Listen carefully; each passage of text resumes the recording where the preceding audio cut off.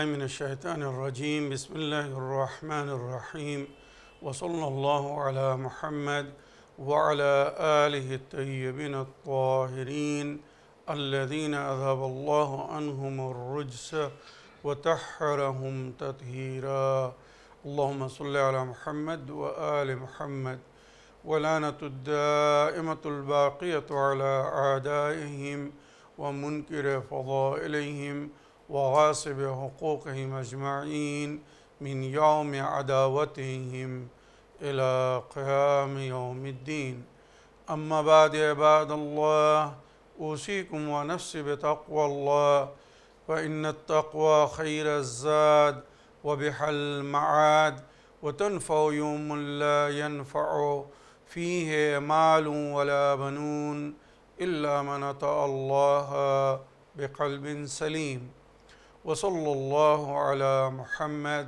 وعلى آله الطيبين الطاهرين اللهم صل على محمد وآل محمد আমার প্রিয় দর্শক ও শ্রোতাবৃন্দ আসসালামু আলাইকুম ওয়া রাহমাতুল্লাহি ওয়া বারাকাতুহু আপনাদের সকলকে আন্তরিক সালাম ও শুভেচ্ছা জানিয়ে আজকের অনুষ্ঠান ইসলাম ইন বাংলায় আপনাদেরকে স্বাগতম জানাই। আশা করি আপনারা যে যেখানে আছেন ভালো আছেন, কুশল ও মঙ্গলে আছেন, সুখে থাকুন, শান্তিতে থাকুন, সমস্ত প্রকারের দুঃখ কষ্ট থেকে মুক্তিতে থাকুন। আল্লাহ রব্বুল আলামিনের কাছে এই কামনা করি। যারা অসুস্থ আল্লাহ তাদেরকে সুস্থতা দান করুন, যারা ঋণে ভুগছে আল্লাহ তাদেরকে ঋণ মুক্তি করুন। ওইরূপ যাদের জীবনে কোনো প্রকারের অভাব বা অশান্তি আছে আল্লাহ রব্বুল আলামিন তাদের সকলের জীবনে সুখ শান্তি দান করুন ও সকলের মনোকামনা আশাকে পূরণ করুন। আমাদের সকলকে সৎপথে চলার, অসৎ পথ থেকে দূরে থাকার এবং এক অপরকে সৎ উপদেশ দেওয়ার তৌফিক দান করুন। আমরা যেন সত্য বা হক জিনিসকে জেনে শুনে মেনে তার উপরে আমাল করে সেটা অন্যদের সামনে তুলে ধরতে পারি বা সকলের কাছে পৌঁছে দিতে পারি। আমাদেরকে সেই মনোবল ও নেক তৌফিক দান করুন। আমিন ইয়া রাব্বাল আলামিন। এই দোয়ার সঙ্গে আজকের পর্ব শুরু করতে চলেছি। বিনা কোনো ভূমিকায় সরাসরি আপনাদের পাঠানো প্রশ্নের উত্তর দিতে চাই। তাই আসুন দেখি কোথা থেকে কে কী প্রশ্ন করছেন। সালামুন আলাইকুম ওয়া রাহমাতুল্লাহি ওয়া বারাকাতুহু। হুজুর কেবলা সাহেব, আজকে আবারও একটি প্রশ্ন ইসলাম ইন বাংলা প্রোগ্রামে। প্রশ্নটি হচ্ছে, মহান নবী করিম সাল্লাল্লাহু আলাইহি সাল্লাম বলেছেন, সে সত্তার কবজায় আমার প্রাণ, মানে যে আল্লাহর কবজায় আমার প্রাণ, আমি তার কসমি করে বলছি যে এই ব্যক্তি অর্থাৎ হজরত আলী এবং তার শিয়াগণ অনুসারীগণ কিয়ামতের দিন সফলকাম হবেন। আশা করি উত্তরটি দেবেন। ফি আমানিল্লাহ, আল্লাহ হাফেজ। নিবেদনকারী মাহবুব হাসান, আসাম থেকে। ওয়ালাইকুম আসসালাম রহমতুল্লাহি ওয়া বারাকাতুহু। আমার প্রিয় ভাই মাহবুব হাসান সাহেব, আপনার চিঠি লেখার জন্য আপনাকে অসংখ্য ধন্যবাদ জানাই। তবে আপনি নবী করিম সাল্লাল্লাহু আলাইহি সাল্লামের যে বাণীটি উল্লেখ করেছেন সূরা বাইয়িনার ৭ নম্বর আয়াতের ব্যাখ্যায় নবী করিম সাল্লাল্লাহু আলাইহি সাল্লাম বলেছিলেন, ইয়া আলী আনতা ওয়া শিয়াতুকা হুমুল ফায়েদুন। হে আলী, তুমি এবং তোমার শিয়ারা, তোমার অনুগামী অনুসারীরাই ইহকাল ও পরকালে সফলগামী হবে। তো উত্তরে আমি খুব সরল বা সাদাসিধেভাবে বলতে চাই, যেটা আশা করি আপনার সঙ্গে সঙ্গে আমার সমস্ত দর্শকবৃন্দদের জন্য একটি চিন্তার বিষয় হবে। আর সেটা হচ্ছে এই যে নবী করিম সাল্লাল্লাহু আলাইহি ওয়াসাল্লাম ওনার পরলোক গমনের পরে, ওনার পরদান হওয়ার পরে কে ওনার প্রতিনিধি হবেন, কে ওনার উম্মতের অভিভাবক হবেন, কাদের মাধ্যমে ওনার দিন কিয়ামত পর্যন্ত বাকি থাকবে, ওনার শরিয়ত চলতে থাকবে, ভবিষ্যবাণী করেছেন। ওয়াল আইম্মাতু বাদি ইসনাই আশার নবী করিম সাল্লাল্লাহু আলাইহি সাল্লামের হাদিস, যেটা মুসনাদে আহমদ ইবনে হাম্বলে বিস্তারিতভাবে উল্লেখ আছে। আমার প্রিয় মাহবুব ভাই, আপনার সঙ্গে সঙ্গে আমি আমার সমস্ত দর্শকবৃন্দদেরকে বলতে চাই, নবী করিম সাল্লাল্লাহু আলাইহি সাল্লাম ওনার পরে ওনার দ্বাদশতম প্রতিনিধি যিনি হবেন, ইমাম হবেন, ইমামে মেহেদী আলাইহিস সালাম, নবী করিম সাল্লাল্লাহু আলাইহি সাল্লামের এই দুনিয়া থেকে পর্দা নেওয়ার প্রায় 245 বছর পরে উনি এই দুনিয়ায় আসবেন। আর উনি কি করবেন, কিভাবে ওনার দায়িত্ব পূরণ করবেন, কিয়ামত পর্যন্ত কিভাবে নবীর শরীয়তকে উনি রক্ষা করবেন, এই দুনিয়ার কি পরিস্থিতি হবে, উনি গায়বাতে চলে যাবেন, আবার পুনরায় ফিরে আসবেন, এই বিশ্বকে অন্যায় মুক্ত করবেন, ন্যায় পরিপূর্ণ করবেন, তারপরে কিয়ামত আসবে। লা ইয়াযাল হাযা দ্বীন কায়েমা হাত্তা ইয়াতি রাজুলুম মিন ইতরাতি আহলি বাইতি ইসমুহু ইসমি কুনিয়াতুহু কুনিয়াতি আল্লাযী ইয়ামলাউল আরদা কিসতান ওয়া আদলা কামা মুলিআত যুলমান ওয়া জাওরা। এই বলে নবী ভবিষ্যবাণী করেছিলেন নিজের দ্বাদশতম 12ই প্রতিনিধি বা 12ই ইমামে মেহেদী আলাইহিস সালামের সম্পর্কে, যিনি নবী করিম সাল্লাল্লাহু আলাইহি সাল্লামের পরলোক গমনের 245 বছর পরে জন্মগ্রহণ করবেন, সেই ইমামের সম্পর্কে ভবিষ্যবাণী করে গিয়েছেন। তাহলে কেন নবী করিম সাল্লাল্লাহু আলাইহি সাল্লাম এই 4 জন ইমামের সম্পর্কে ভবিষ্যবাণী করে যাননি যে আমার পরে এক যুগ আসবে, 70 বছর পরে, 82 বছর পরে, 120 বছর পরে কি 130 বছর পরে এই নামের ব্যক্তিরা আমার প্রতিনিধি হয়ে আমার দ্বীনের রক্ষা করবে, আমার উম্মতের হেদায়েত করবে, এরা ইমাম হবে, যারা এদেরকে ফলো করবে ওরা নেজাত পাবে, ওরা স্বর্গে যাবে, ওরা সফলগামী হবে। আমার প্রিয় মাহবুব ভাই, হেদায়েতের দায়িত্ব আল্লাহ নিয়েছেন। ইন্নামা আনতা মুনদিরুন ওয়া লিকুল্লি কওমিন হাদ। আমি আপনাকে সতর্ক করার জন্য পাঠিয়েছি, আর আমি প্রতি কওমের জন্য হাদি রেখেছি। আল্লাহর তরফ থেকে তার বান্দাদের জন্য হেদায়েতের ব্যবস্থা করা হয়েছে। আল্লাহ কোনো যুগে হেদায়েতের দায়িত্ব তার বান্দাদের উপরে ছেড়ে দেননি। কোনো যুগে মানব জাতকে সৃষ্টি করার উদ্দেশ্য যখন করেছিলেন আল্লাহ, সর্বপ্রথম যে মানব জাতকে, যে মানুষকে এই দুনিয়ায় পাঠিয়েছিলেন, তানাকেও নবী করে পাঠিয়েছিলেন, হাদি করে পাঠিয়েছিলেন, যাহাতে ওনার আগে এসে কেউ যদি মারা যায়, পরলোক গমন করে, সে যেন বলতে না পারে আল্লাহ আমাকে কেউ হেদায়েত করার ছিল না, আমি কোনো হেদায়েত পাইনি বলে আমি তোমার পথের উপরে চলতে পারিনি, আমি সঠিক পথ পাইনি। তাই প্রথম বান্দা যিনি এই দুনিয়ায় এসেছিলেন হযরত আদম আলাইহিস সালাম, উনি নবী হয়ে এসেছিলেন, হাদি হয়ে এসেছিলেন, হেদায়েত করতে এসেছিলেন। একবার ভেবে দেখুন, এটা কিন্তু চিন্তার বিষয় আছে, এর মধ্যে রহস্য আছে, এগুলো জানার প্রয়োজন আছে। তো যেখানে নবী করিম সাল্লাল্লাহু আলাইহি সাল্লাম নিজের 12 জন প্রতিনিধির সম্পর্কে, 12 ইমামের সম্পর্কে বিস্তারিতভাবে বলে গেছেন, ওয়াজআলনাহুম আইম্মাতান ইয়াহদুনা বিআমরিনা, আল্লাহ রাব্বুল আলামিন স্বয়ং নিজে বলছেন আমি তাদেরকে ইমাম করেছি যারা আমার আদেশে আমার বান্দাদের হেদায়েত করছে বা হেদায়েত করবে। এই আয়াতের ব্যাখ্যায় নবী বলেছিলেন আল আইম্মাতু বাদি ইতনাই আশার, আমার পরে 12 জন ইমাম হবেন, 4 জন না, 12 জন। কুল্লুহুম মিন কুরাইশ, এরা সবাই কুরাইশ বংশ থেকে হবে। হাদিসের যে 6টি বই, এর মধ্যে সবচেয়ে বেশি অধিক হাদিস যে বইয়ের মধ্যে লেখা হয়েছে, বা হাদিসের আরও যে অনেক বই জিকির হয়েছে আমাদের মুসলমান ভাইদের মধ্যে, মুসনাদ আহমদ হাম্মাল এই বইয়ের মধ্যে সবচেয়ে বেশি অধিক হাদিস এনার বইতে উল্লেখ হয়েছে, जो सही बुखारी से तकरीबन 3-4 गुना बढ़िए, মানে সহি বুখারী চেয়ে তো 3-4 গুণ বেশি বড় বা বেশি হাদিস ওই বইয়ের মধ্যে উল্লেখ হয়েছে। ওই মুসনাদ আহমদ ইবনে হাম্বলের মধ্যে এই হাদিস লেখা আছে, নবী করিম সাল্লাল্লাহু আলাইহি সাল্লাম বলেছেন আল আইম্মাতু বাদি ইতনাই আশার, আমার পরে 12 জন খলিফা হবেন।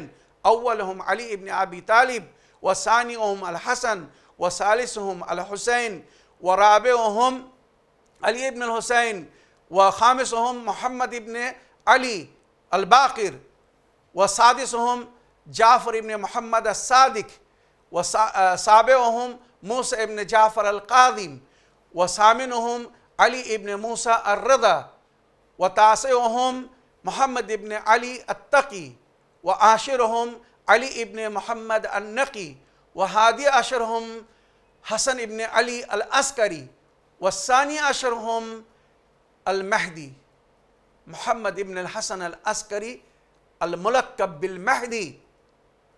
এইভাবে নবী পরিষ্কার বলেছেন যে আমার পরে 12 জন ইমাম হবেন। প্রথম ইমাম হযরত আলী, দ্বিতীয় ইমাম ইমামে হাসান, তৃতীয় ইমাম ইমামে হুসাইন, চতুর্থ ইমাম ইমামে জাইনুল আবদিন, পঞ্চম ইমাম ইমাম মোহাম্মদ বাকের, ষষ্ঠম ইমাম ইমামে জাফর সাদিক আলাইহিস সালাম, মুসা কাদিম আলাইহিস সালাম, ইমাম রিজা আলাইহিস সালাম, ইমামে তাকি আলাইহিস সালাম, ইমাম নকি আলাইহিস সালাম, ইমামে হাসান আসকারি আলাইহিস সালাম, ইমামে মেহেদী আলাইহিস সালামের ইমামাতের ঘোষণা নবী নিজের জীবনে করে গেছেন। এনারা হবেন উম্মতের ইমাম। হাউলাই আহলে বাইতি, নবী এনাদেরকে নিজের আহলে বাইত বলেছেন। আল কোরআন ও মা আহলে বাইতি ও আহলে বাইতি মাল কোরআন, কোরআন আহলে বাইতের সঙ্গে, আহলে বাইত কোরআনের সঙ্গে। মান ইস্তামসাকা বিহিম ফাকাদ ইস্তামসাকা বিল উরওয়াতিল উসকা, যে এই কোরআন এবং আহলে বাইতকে ধরেছে সে উরওয়াতুল উসকাকে ধরেছে। ওয়াস্তামসাকা বিহাবলিল্লাহিল মাতিন, আল্লাহর সেই মজবুত দড়িকে, রশ্মিকে ধরেছে, যে রশ্মিকে কোরআন ধরতে বলেছে ঐক্যবদ্ধ হয়ে জীবনযাপন করার জন্যে। ওয়াতাসিমু বিহাবলিল্লাহি জামিয়া ওয়ালা তাফাররাকু, তোমরা সবাই ঐক্যবদ্ধ হয়ে জীবনযাপন করো, আল্লাহর রশ্মিকে মজবুত করে ধরো, আর নিজেদের মধ্যে মতভেদ করো না। সুতরাং ইতিহাস তুলে দেখুন, আমাদের 12 ইমাম, এনাদের মধ্যে কোনো প্রকারের মতভেদ নেই। শরীয়তের কোনো মসলায় এনারা এক অপরের বিরুদ্ধে যাননি, এক অপরের বিরুদ্ধে বলেননি। এই প্রমাণ হচ্ছে ওনাদের হকিকি ইমাম হওয়ার, আল্লাহর তরফ থেকে ইমাম হওয়ার। আল্লাহর কিতাব থেকে যখন ওনারা ফতোয়া দিয়েছেন, আহকাম বলেছেন, তো সবাই একই কথা বলেছেন। আমি এ কথা বলতে চাচ্ছি না যে কেউ রেহাই পাবে না, না। আমার কথা হচ্ছে মানুষ, নবীর উম্মত যারা এই ইমামদেরকে ফলো করছে, ওই ইমামদের ইমামকে যদি একবার তারা অন্তর থেকে গ্রহণ করে নেয়, নবী যাদেরকে ফলো করতে বলেছেন বা নিজের উম্মতের হেদায়েতের জন্য যে কোরআন এবং আহলে বাইত ছেড়ে গেছেন, যদি ওই ইমামদের সঙ্গে সঙ্গে যারা হকিকি ইমাম, 12 জন ইমাম, এনাদেরকে ফলো করা হয়, আহলে বাইতকে ফলো করা হয়, আমার মনে হয় তাদের মুক্তির রাস্তায় বাধা সৃষ্টি হবে না। তবে যদি সেটা না করা হয়, তো তাদের সম্পর্কে কোরআন কি বলছে আমি সবসময় প্রমাণ এবং সূত্র দিয়ে কথা বলি। যেমন ইয়মা তুকাল্লিবু উজুহুম ফিন্নার, সেই দিন যেদিন তাদেরকে মুখের উপরে জাহান্নামে ফেলে দেওয়া হবে। কোরআনের আয়াত কিন্তু সূরা আহজাব আয়াত নম্বর 33, ইয়মা তুকাল্লিবু উজুহুম ফিন্নার ইয়াকুলুনা, তখন তারা বলবে ইয়া লাইতানা আতানাল্লাহ ওয়া রাসূলা, কাশ যদি আমরা আল্লাহ ও রসুলের ইতাআত করতাম। এরা কারা হবে? এ কিন্তু কাফেরদের সম্পর্কে বলা হচ্ছে না, ইহুদি খ্রিস্টানদের সম্পর্কে এই আয়াত না, এই আয়াত মুসলমানদের সম্পর্কে। কারা সে মুসলমান যারা বলবে কাশ আল্লাহ ও রসুলকে যদি ইতাআত করতাম? তার মানে উম্মতে মুসলিমা, নবীর উম্মত, কিছু মুসলমানরা আছে যারা আল্লাহ ও রসুলের ইতাআত করছে না। কারা? জানার প্রয়োজন আছে। আগের আয়াত ওয়াকালু রব্বানা ইন্না আতানা সাদাতানা ওয়া কুবরাআনা ফাআযাল্লুনা সাবিলা, তারা বলবে হে আমার প্রতিপালক, আমরা আমাদের সর্দারদের ইতাআত করেছি, আমাদের বড়দের ইতাআত করেছি, অনুসরণ করেছি, যারা আমাদেরকে পথভ্রষ্ট করে দিয়েছে। এই বড়রা কারা? একবার জানার চেষ্টা করুন। আমি কাউকে অপবাদ দিচ্ছি না, যা সেই নিজের দামানকে দেখুক, যা সেই নিজের ধর্ম, নিজের মাযহাব, নিজের মাযহাবের ফেরকার রুল অ্যান্ড সিস্টেমকে একবার চেক করে দেখুক, তাহলে তখন কোরআনের এই আয়াতের অর্থ হয়তো তারা বুঝতে পারবে কাদের সম্পর্কে বলা হচ্ছে। সূরা বাকারা আয়াত নম্বর 170 বলা হচ্ছে ওয়াইদা কিল আলাহুম ইত্তাবু মা আনজালাল্লাহ, যখন তাদেরকে বলা হয় তোমরা সেটাকে ফলো করো যেটা আল্লাহ অবতীর্ণ করেছে, আল্লাহ নাজিল করেছে। আল্লাহ বলেছেন কি বলে? কালু বাল নাত্তাবে মা আলফাইনা আলাইহি আবানা, আমরা তো সেটাই ফলো করব যার উপরে আমাদের বাপ দাদাদেরকে পেয়েছি। আওয়ালাউ কানা আবাহুম লা ইয়াকিলুনা শাইআ ওয়া লা ইয়াহতাদুন, হয়তো তাদের বাপ দাদারা কিছু বুঝতো না, না তারা হেদায়েত পেয়েছিল, হেদায়েত গ্রহণ করেছিল। এরা কারা? আমি প্রশ্ন রেখে যাচ্ছি। সূরা লোকমান আয়াত নম্বর 21, 31 নম্বর সূরা, আয়াত নম্বর 21 কি বলছে? ওয়াইদা কিলা লাহুম ইত্তাবু মা আনজালাল্লাহ, যখন তাদেরকে বলা হয় বা বলা হবে যে তোমরা সেটাকে ফলো করো যেটা আল্লাহ অবতীর্ণ করেছেন, আল্লাহ নাজিল করেছেন, কালু বাল নাত্তাবি মা ওয়াজাদনা আলাইহি আবানা, আমরা তো, তখন তারা বলে বা বলবে আমরা তো সেটাকেই মেনে চলবো যার উপরে আমাদের বাপ দাদাদেরকে পেয়েছি। আওয়ালাউ কানা শায়তানু ইয়াদুহুম ইলা আযাবিস সাঈর, তাই শয়তান তাদেরকে জাহান্নামের আগুনের দিকে ডাকছে না কেন?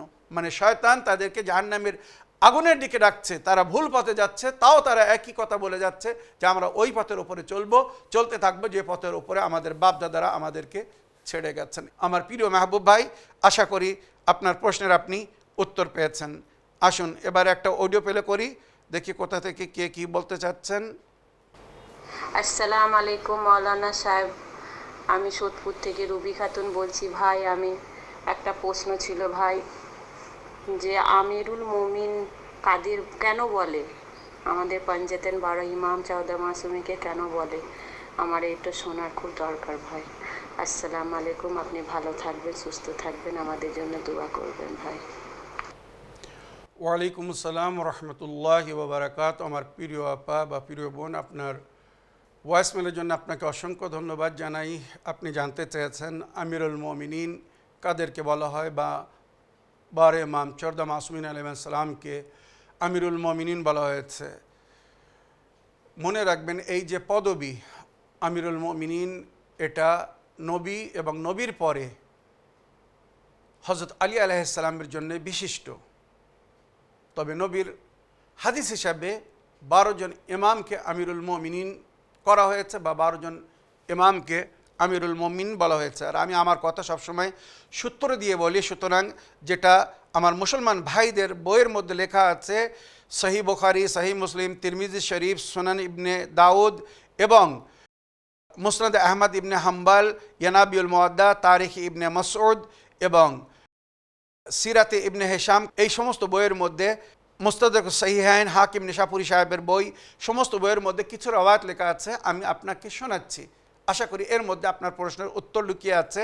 নবী করিম সাল্লাল্লাহু আলাইহি ওয়াসাল্লাম বলেছিলেন ওই হাদিসে, কালা মিন বাদি ইতনাই আশারা আমিরান কুল্লুহুম মিন কুরাইশ, আমার পরে আমার উম্মতের 12 জন আমির হবেন, যাদেরকে আমিরুল মুমিনিন বলা হবে। মানে ওনার উম্মত যারা মুমিন, আল্লাহ রসুলের প্রতি ঈমান এনেছে, মুমিন, ওই মুমিনিনদের আমির হবেন 12 জন। কালা আল আইম্মা মিন বাদি ইতনাই আশার আমিরান, আমার পরে 12 জন আমির হবেন, কুল্লুহুম মিন কুরাইশ, আর এরা সবাই কুরাইশ বংশ থেকে হবে। মুসলমানরা আমির করেছে, কিন্তু দুঃখের বিষয় অন্য অন্য আমিরদের, যাদেরকে মুসলমান আমির বলে, তারা কুরাইশ বংশের ছিল না।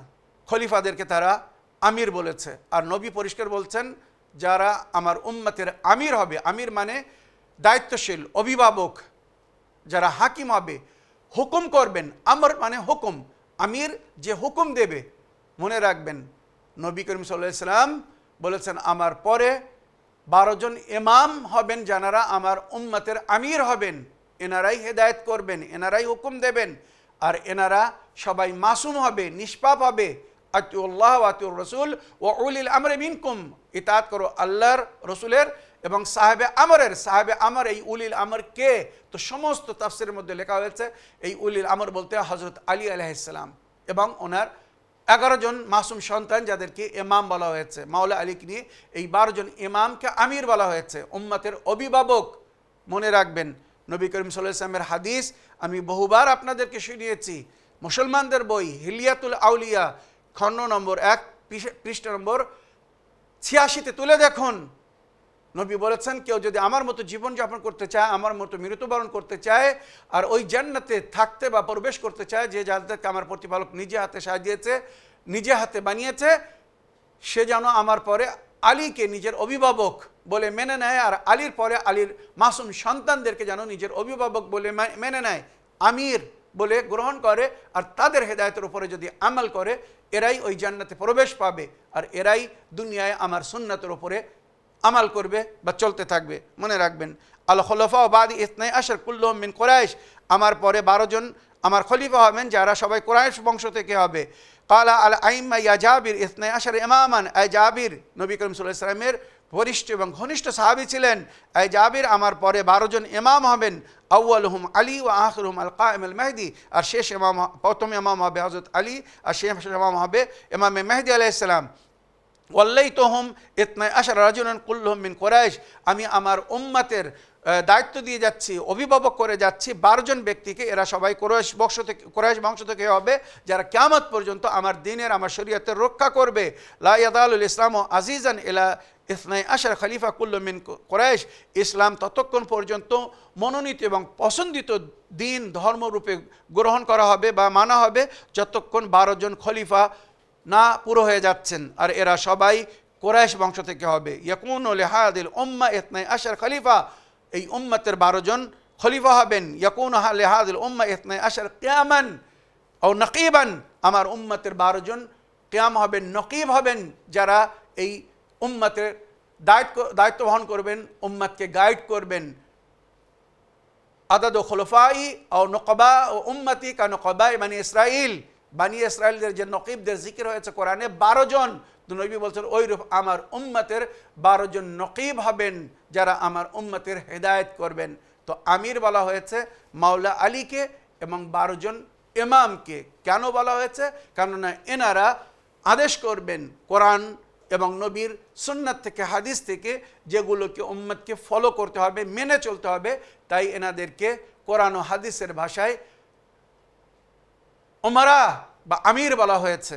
মনে রাখবেন, কাশ উম্মত নবী করিম সাল্লাল্লাহু আলাইহি ওয়াসাল্লামের সেই হাদিসটি যদি মনে রাখতো, যে হাদিসে নবী করিম সাল্লাল্লাহু আলাইহি ওয়াসাল্লাম বলেছেন সাতামুররু উম্মতি বাদি বিখামসাতি আদওয়ার, আমার পরে আমার উম্মত 5টি পিরিয়ড কাটাবে, 5টি যুগ কাটাবে, 5টি সময় আসবে তাদের উপরে, যেখানে 5 প্রকারের লোক রাজিত্ব করবে।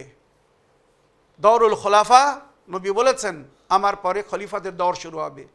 নবী এগুলো কেন বলেছিলেন? কেননা নবী নিজের ভবিষ্যের দৃষ্টিতে দেখছিলেন যে আমার পরে আমার উম্মতের মধ্যে কি ঘটবে, সব কিছু নবী আয়নার মতো দেখিয়ে গেছেন, বলে গেছেন যে আমি যে এই 12 জন ইমামের ঘোষণা করে যাচ্ছি, আমার উম্মতের অনেকরা এই 12 জন ইমামকে ফলো করবে না, সুতরাং ইমামের বিরুদ্ধে গিয়ে, আমার আহলে বায়তের বিরুদ্ধে গিয়ে তারা নিজেদের খেলাফতি কায়েম করবে।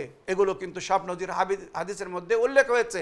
তো দৌরুল খোলাফা, খলিফাদের দৌর চলবে, দৌরুল উমারা ওয়াল হুকামা, আমির এবং হাকিমদের দৌর চলবে, দৌরুল মুলুক ওয়াল জবাবেরা, বাদশাহ এবং পার্টি রাজিত্ব করবে, যেখানে যে পার্টি জিতবে সেখানে সেই পার্টি রাজিত্ব করবে। এই 4টে দৌরের পরে সুম্মা ইয়াতি দৌর ইবনি মেহদি আল্লাযী ইয়ামলাউল আরদা কিসতান ওয়া আদলা কামা মুলিয়া যুলমান ওয়া জাওরা, এরপরে আমার মেহদি দৌর শুরু হবে। খলিফাদের দৌর চলে যাবে, পিরিয়ড কেটে যাবে, ওমরা হুকামা হাকিমদের দৌর চলে যাবে, হাকিমে শাম বলুন আর আমিরে শাম বলুন, সবার যুগ কেটে যাবে। তারপরে বাদশাদের যুগ আসবে, বাদশাদের যুগও কেটে যাবে, যেটা অনেক দেশে ছিল আর এখনও কিছু দেশ আছে বিশ্বে। তারপরে পার্টি রাজিত্ব করবে, জবাবেরা মানে যারা যেখানে জয়লাভ করবে, যেখানে কবজা করবে তারা সেখানে রাজিত্ব করবে। আর অধিকাংশ বিশ্বে এখন এটাই চলছে, মনে করেন যেখানে যে পার্টি জিতে যাচ্ছে সেখানে তারাই রাজিত্ব করছে, তাদের রাজিত্ব চলছে। এইটা হচ্ছে শেষ যুগ। এরপরে যে যুগ আসবে সে তার সম্পর্কে নবী বলেছেন সুম্মা ইয়াতি দৌর ইবনি মেহদি, এই 4টে যুগের পরে আমার ছেলে মেহদির যুগ শুরু হবে, যেটা খুব শীঘ্র, খুব নিকটে এসে গেছে। মনে রাখবেন, এখনো সজাগ হন। সুম্মা ইয়াতি দৌর ইবনি মেহদি আল্লাযী ইয়ামলাউল আরদা কিসতান ওয়া আদলা কামা মুলিয়া যুলমান ওয়া জাওরা, আর আমার মেহদির দৌর যখন শুরু হবে তখন এই দুনিয়া পাপে অন্যায়তে ভরে থাকবে। আমার মেহদি এসে এই দুনিয়াকে অন্যায় মুক্ত করবেন, পাপের জায়গায় পূর্ণিতে ভরে দেবেন, অন্যায়ের জায়গায় ন্যায় ভরে দেবেন, সবাই ওনাকে ফলো করবে। সেই সময় আমার দিন হকিকি ইসলাম পুরো বিশ্বে মাত্র একটাই দিন হবে, যে দিনকে সবাই মেনে চলবে। তো আমার প্রিয় আপা, প্রিয় বোন, আপনার প্রশ্নের উত্তরে এই এক্সট্রা বিশ্লেষণ এই জন্যে দিলাম যাতে উম্মতকে আমি সজাগ করতে পারি, তাদেরকে সত্যর দিক থেকে সজাগ করতে পারি, আয়না দেখাতে পারি, চোখ খুলে দিতে পারি। আল্লাহ যাদের হেদায়েত করবেন তারাই হেদায়েত পাবে, আর আল্লাহ যাদের হেদায়েত করবেন না, আমি আপনি হাজার চাইলেও তার হেদায়েত করতে পারবো না। এই বলে আমার আজকের বক্তব্য এখানে শেষ করলাম। ওয়া আখিরু দাওয়ানা আলহামদুলিল্লাহি রাব্বিল আলামিন। ওয়াসসালামু আলাইকুম ওয়া রাহমাতুল্লাহি ওয়া বারাকাতুহু।